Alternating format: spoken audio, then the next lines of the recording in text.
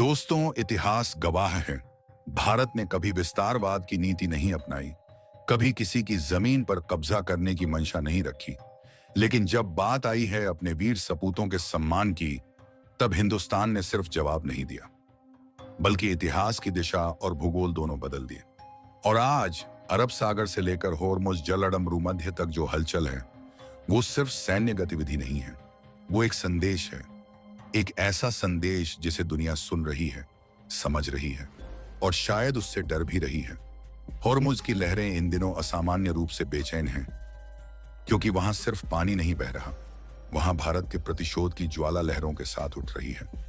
एक तरफ दुनिया का सबसे संवेदनशील और रणनीतिक समुद्री मार्ग स्ट्रेट ऑफ होर्मुज, जहां से दुनिया का लगभग 20% तेल गुजरता है, और दूसरी तरफ उस समुद्र के सीने पर तैरता हुआ भारत का गर्व आईएनएस विक्रांत, जिसने अपने चारों ओर ऐसा चक्रव्यूह रच दिया है जिसे भेद पाना किसी भी दुश्मन के लिए नामुमकिन जैसा है। लेकिन इस पूरी कहानी के केंद्र में सिर्फ रणनीति या शक्ति प्रदर्शन नहीं है, इसके पीछे एक मां की पीड़ा है, एक परिवार का आंसू है और एक शहीद कैप्टन का अधूरा सम्मान है।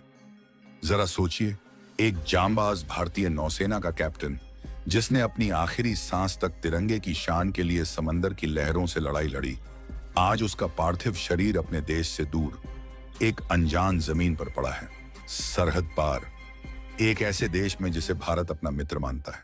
सवाल उठता है, क्यों? आखिर क्यों यूएई जैसा देश, जो भारत का रणनीतिक साझेदार है, एक शहीद भारतीय सैनिक का शरीर लौटाने में हिचकिचा रहा है? क्या यह सिर्फ कूटनीतिक देरी है या इसके पीछे कोई गहरी साजिश छुपी है? क्या किसी अंतर्राष्ट्रीय दबाव के चलते ऐसा हो रहा है, या फिर इस पूरे घटनाक्रम के पीछे कुछ ऐसा है जिसे दुनिया से छुपाया जा रहा है? और इसी बीच आईएनएस विक्रांत का होर्मुज के मुहाने पर पहुंचना, अपनी पूरी मारक क्षमता के साथ तैनात होना, क्या यह महज संयोग है या फिर एक सोची समझी रणनीति का हिस्सा? कल रात जो हुआ, उसने इस कहानी को और भी रहस्यमयी बना दिया। होर्मुज के आसमान में अचानक हलचल बढ़ती है, रडार एक्टिव हो जाते हैं और कुछ ही मिनटों में एक अत्याधुनिक F-15 लड़ाकू विमान समंदर में समा जाता है। ईरान दावा करता है कि उसने इस विमान को मार गिराया। अमेरिका इसे अफवाह बताकर खारिज करता है, लेकिन दुनिया की खुफिया एजेंसियां चुप नहीं हैं। वे एक ही नाम की तरफ इशारा कर रही हैं, आईएनएस विक्रांत। क्या यह संभव है कि विक्रांत पर लगी कोई गुप्त स्वदेशी तकनीक, कोई ऐसा स्टेल्थ डिफेंस सिस्टम जिसने बिना किसी आधिकारिक घोषणा के दुश्मन के विमान को निशाना बनाया और उसे खत्म कर दिया? अगर ऐसा है, तो यह सिर्फ एक सैन्य कार्रवाई नहीं, बल्कि टेक्नोलॉजी के क्षेत्र में भारत की एक बड़ी छलांग है। एक ऐसा संकेत कि भारत अब सिर्फ रक्षात्मक नहीं, कि आक्रामक और सटीक जवाब देने में सक्षम है।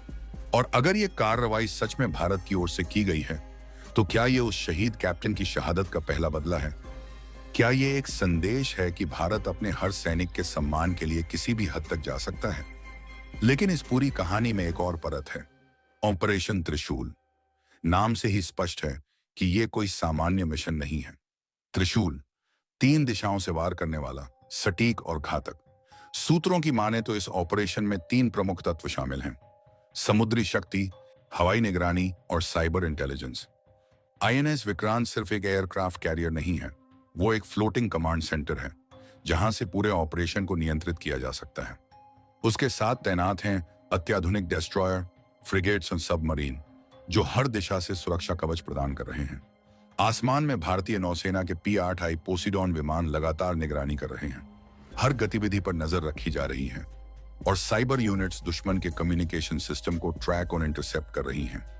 ये एक ऐसा जाल है जिसमें फंसने के बाद निकलना लगभग असंभव है। लेकिन सबसे बड़ा सवाल अभी भी वही है, क्या ये सब सिर्फ एक शहीद के सम्मान के लिए है, या इसके पीछे कोई बड़ा रणनीतिक खेल चल रहा है? क्या भारत इस मौके का इस्तेमाल अपने समुद्री प्रभुत्व को स्थापित करने के लिए कर रहा है, या फिर ये एक चेतावनी है उन सभी देशों के लिए जो भारत की सहनशीलता को उसकी कमजोरी समझते हैं? और अगर यूएई सच में किसी दबाव में है, तो वो दबाव किसका है? अमेरिका, ईरान, या कोई तीसरी ताकत जो इस पूरे क्षेत्र में अस्थिरता फैलाना चाहती है? जैसे जैसे ये घटनाएं सामने आ रही हैं, एक बात साफ होती जा रही है, ये सिर्फ एक सैन्य या कूटनीतिक मुद्दा नहीं है, ये एक इमोशनल और राष्ट्रीय सम्मान का सवाल बन चुका है। भारत के लिए अपने सैनिकों का सम्मान सर्वोपरि है। और अगर उसके लिए समुद्र में शक्ति प्रदर्शन करना पड़े तो वो उससे पीछे नहीं हटेगा। आईएनएस विक्रांत का होर्मुज में होना, F-15 की घटना और ऑपरेशन त्रिशूल की खबरें, ये सभी एक बड़े चित्र के हिस्से हैं, एक ऐसी कहानी के जो अभी पूरी तरह सामने नहीं आई है। लेकिन इतना तय है कि आने वाले दिनों में इस क्षेत्र में और भी हलचल देखने को मिल सकती है। क्या भारत अपने शहीद कैप्टन का पार्थिव शरीर वापस लाने में सफल होगा? क्या ऑपरेशन त्रिशूल अपने अगले चरण में प्रवेश करेगा? और सबसे बड़ा सवाल, क्या ये घटनाएं किसी बड़े टकराव की शुरुआत हैं या फिर एक सटीक और सीमित कार्रवाई के जरिए भारत अपने संदेश को दुनिया तक पहुंचाने में सफल हो जाएगा? दोस्तों, ये कहानी अभी खत्म नहीं हुई है। ये तो बस शुरुआत है, एक ऐसे अध्याय की जिसे इतिहास लंबे समय तक याद रखेगा। हॉर्मुज जलडमरू मध्य दुनिया के नक्शे पर दिखने वाला एक पतला सा समुद्री रास्ता असल में वैश्विक अर्थव्यवस्था की धड़कन है, क्योंकि यहां से गुजरने वाला हर जहाज सिर्फ तेल नहीं बल्कि दुनिया की ऊर्जा सुरक्षा, राजनीतिक संतुलन और महाशक्तियों के बीच शक्ति संतुलन को भी अपने साथ लेकर चलता है। और यही वजह है कि जब इस क्षेत्र के चारों ओर भारत के लोहे के जाल यानी एक सुसंगठित नौसैनिक तैनाती की खबरें सामने आती हैं, तो यह सिर्फ एक सैन्य गतिविधि नहीं बल्कि एक गहरे रणनीतिक संकेत के रूप में देखी जाती है, जिसमें कई परतें छुपी होती हैं। ऊपर से यह समुद्री सुरक्षा और अपने व्यापारिक हितों की रक्षा का कदम लगता है, लेकिन भीतर ही भीतर यह पश्चिम एशिया में बदलते गठबंधनों, ऊर्जा आपूर्ति के भविष्य और वैश्विक शक्ति संतुलन के नए समीकरणों की कहानी कहता है। भारत, जो दुनिया का तीसरा सबसे बड़ा तेल आयातक है, अपनी ऊर्जा जरूरतों का लगभग 60% से अधिक हिस्सा इसी क्षेत्र से प्राप्त करता है। ऐसे में हॉर्मुज का कोई भी संकट सीधे भारत की अर्थव्यवस्था, महंगाई और राष्ट्रीय सुरक्षा को प्रभावित कर सकता है। और यही कारण है कि भारतीय नौसेना ने पिछले कुछ वर्षों में अपनी ब्लू वाटर नेवी क्षमता को तेजी से बढ़ाया है, जिसमें आईएनएस कोलकाता, आईएनएस सूरत और आईएनएस चेन्नई जैसे अत्याधुनिक विध्वंसक जहाज शामिल हैं, जिन्हें अगर इस जलडमरू मध्य के आसपास रणनीतिक रूप से तैनात किया जाता है तो यह केवल एक रक्षात्मक कदम नहीं बल्कि एक डिटरेंस यानी भय पैदा करने वाली रणनीति होती है, जिसका उद्देश्य संभावित दुश्मनों, चाहे वे राज्य हों या गैर राज्य तत्व, को यह संदेश देना होता है कि भारत अपने हितों की रक्षा के लिए किसी भी हद तक जा सकता है। इन जहाजों पर तैनात ब्रह्मोस सुपरसोनिक क्रूज मिसाइलें, जिनकी मारक क्षमता 300 से 500 किलोमीटर तक है, और बराक 8 जैसे अत्याधुनिक एयर डिफेंस सिस्टम उन्हें समुद्र में तैरते हुए किलों में बदल देते हैं, जो एक साथ कई लक्ष्यों को ट्रैक और नष्ट करने में सक्षम हैं। और जब इन जहाजों के साथ एक एयरक्राफ्ट कैरियर जैसे आईएनएस विक्रांत का नाम जुड़ता है तो यह पूरी तैनाती एक कैरियर स्ट्राइक ग्रुप का रूप ले लेती है, जो किसी भी क्षेत्र में हवाई, समुद्री और इलेक्ट्रॉनिक युद्ध की पूरी क्षमता के साथ काम कर सकता है। लेकिन सवाल यह उठता है कि क्या यह सब सिर्फ समुद्री डकैती या जहाजों की सुरक्षा के लिए है, या इसके पीछे कोई बड़ा राजनीतिक खेल चल रहा है, खासकर भारत और यूएई जैसे देशों के बीच, जिन्होंने पिछले कुछ वर्षों में अपने संबंधों को अभूतपूर्व स्तर तक मजबूत किया है, चाहे वह ऊर्जा साझेदारी हो, रक्षा सहयोग हो या फिर निवेश और व्यापार के नए समझौते। यूएई, जो हॉर्मुज के ठीक बाहर स्थित है, भारत के लिए एक रणनीतिक साझेदार बन चुका है और दोनों देशों के बीच बढ़ती नजदीकियां इस क्षेत्र में एक नए मिनी अलायंस की ओर इशारा करती हैं, जो पारंपरिक पश्चिमी गठबंधनों से अलग एक स्वतंत्र शक्ति केंद्र के रूप में उभर सकता है।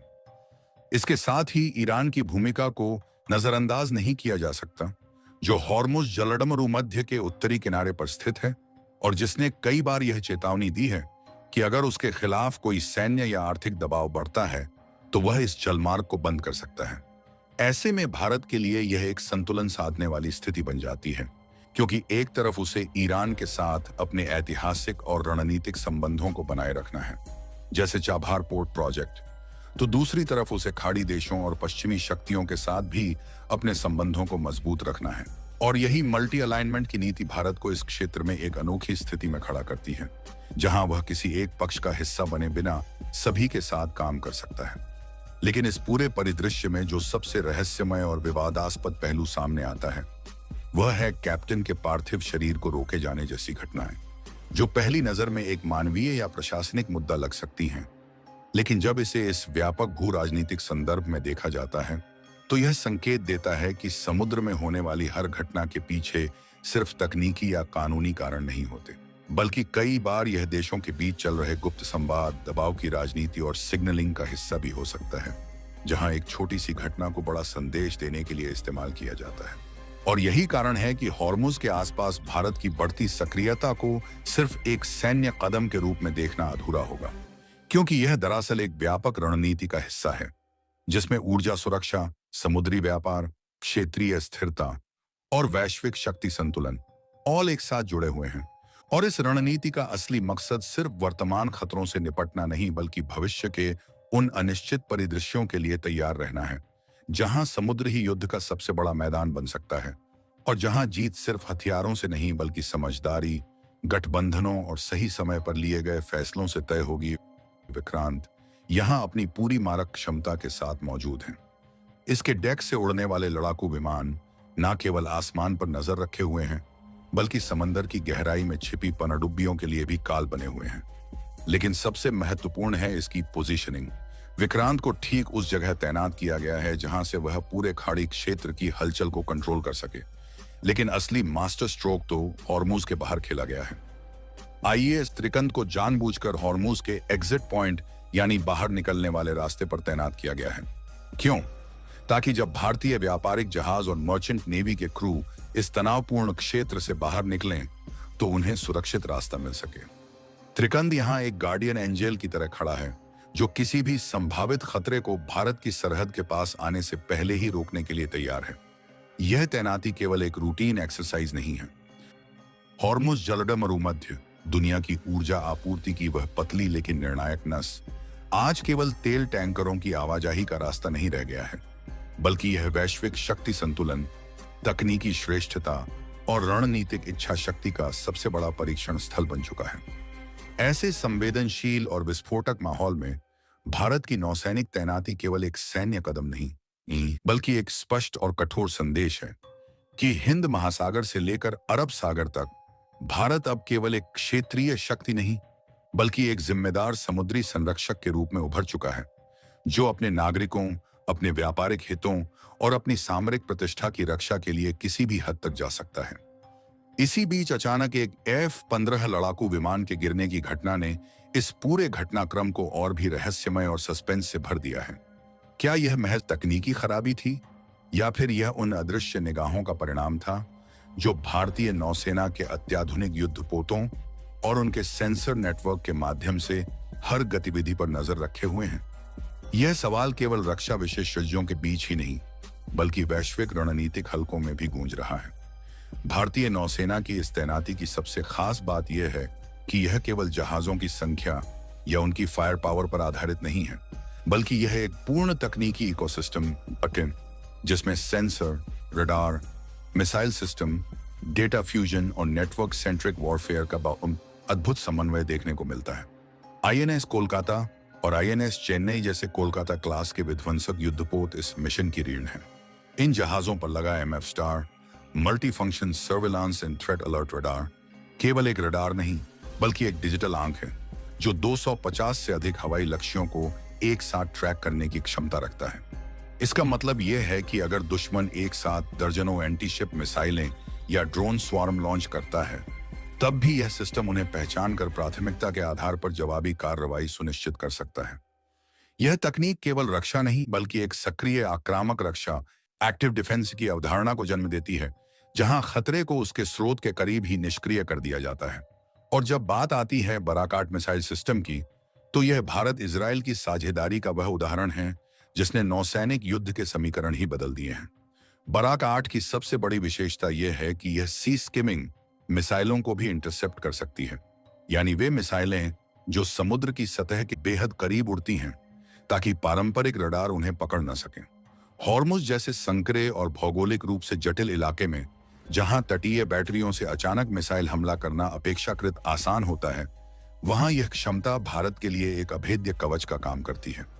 लेकिन इस पूरे मिशन में जो सबसे दिलचस्प और निर्णायक तत्व है, वह है आईएनएस सूरत, भारत का नवीनतम और सबसे उन्नत स्टील्थ गाइडेड मिसाइल डिस्ट्रॉयर। इसकी डिजाइन को इस तरह तैयार किया गया है कि यह दुश्मन के रडार पर एक छोटे से मछली पकड़ने वाले जहाज की तरह दिखाई देता है, जबकि वास्तव में यह अत्याधुनिक मिसाइलों और सेंसरों से लैस एक घातक प्लेटफॉर्म है। इसकी लो ऑब्जर्वेबिलिटी तकनीक और इलेक्ट्रॉनिक वॉरफेयर सिस्टम इसे एक घोस्ट शिप जैसा बना देते हैं, जो दुश्मन के रडार नेटवर्क के बीच में रहकर भी अदृश्य बना रह सकता है। सूरत और चेन्नई की जोड़ी ने जिस तरह हॉर्मुज के उत्तरी हिस्से को कवर किया है, उसने इस पूरे क्षेत्र में एक प्रकार का डिनायल जोन स्थापित कर दिया है, जहां बिना भारतीय नौसेना की जानकारी और अनुमति के कोई भी सैन्य या संदिग्ध गतिविधि लगभग असंभव हो जाती है। यह केवल भौतिक नियंत्रण नहीं, बल्कि एक मनोवैज्ञानिक प्रभुत्व भी है, जो यह संकेत देता है कि भारत अब केवल प्रतिक्रिया देने वाला देश नहीं, बल्कि पहले से ही खतरे को भांपकर उसे निष्प्रभावी करने की क्षमता रखता है। इस पूरे परिदृश्य में F-15 के गिरने की घटना एक रहस्य बनकर उभरती है। आधिकारिक तौर पर इसे तकनीकी खराबी कहा जा सकता है, लेकिन जिस समय और जिस स्थान पर यह घटना हुई, उसने कई सवाल खड़े कर दिए हैं। क्या यह संभव है कि भारतीय नौसेना के इलेक्ट्रॉनिक वॉरफेयर सिस्टम ने किसी प्रकार का इंटरफेरेंस पैदा किया हो? क्या यह एक साइबर इलेक्ट्रॉनिक संघर्ष का संकेत है, जहां बिना एक भी गोली चलाए दुश्मन की क्षमताओं को कमजोर किया जा सकता है? या फिर यह महज एक संयोग है, जिसे रणनीतिक विश्लेषक जरूरत से ज्यादा महत्व दे रहे हैं? इन सवालों के जवाब शायद अभी स्पष्ट न हों, लेकिन इतना जरूर है कि आधुनिक युद्ध अब केवल मिसाइल और बम तक सीमित नहीं रह गया है। यह सेंसर, सॉफ्टवेयर, डेटा और अदृश्य तरंगों का खेल बन चुका है।